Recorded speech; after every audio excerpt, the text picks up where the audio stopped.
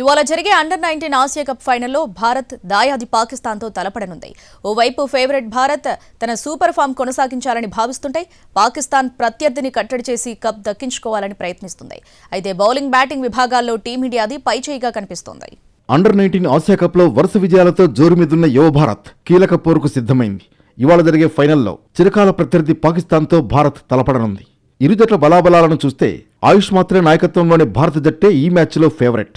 League దశలో పాక్ను భారత కుర్రాళ్లు 90 పరుగుల తేడాతో మట్టి కరిపించారు. మరోసారి దాయాదికి షాకిచ్చి రికార్డు స్థాయిలో 8వ టైటిల్ను పట్టేయాలని భారత్ తహతహలాడుతోంది. టోర్నీలో ఇప్పటివరకు 4 మ్యాచ్లు ఆడిన టీమిండియా 2 మ్యాచ్ల్లో 400కు పైగా స్కోర్లు చేసింది.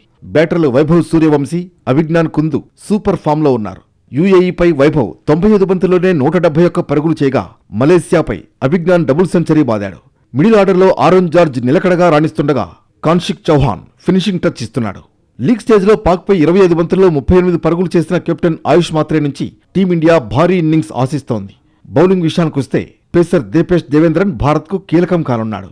ఈ కుర్రాడు మంచి వేగం, ఖచ్చితత్వంతో బంతులు విసురుతూ ఆరంభంలోనే వికెట్లు తీస్తున్నాడు. మలేసియాతో మ్యాచ్లో 22 పరుగులకే 5 వికెట్లు పడగొట్టాడు. మొత్తం మీద 4 మ్యాచ్ల్లో 11 వికెట్లు తీశాడు. దీపేష్ మరోసారి విజృంభిస్తే భారత్కు తిరుగుండదు. పాక్ను కూడా తక్కువ అంచనా వేలేం. లీగ్ స్టేజ్లో భారత్తో జరిగిన మ్యాచ్లో తప్ప మిగిలిన వాటిలో పాక్ నెగ్గింది.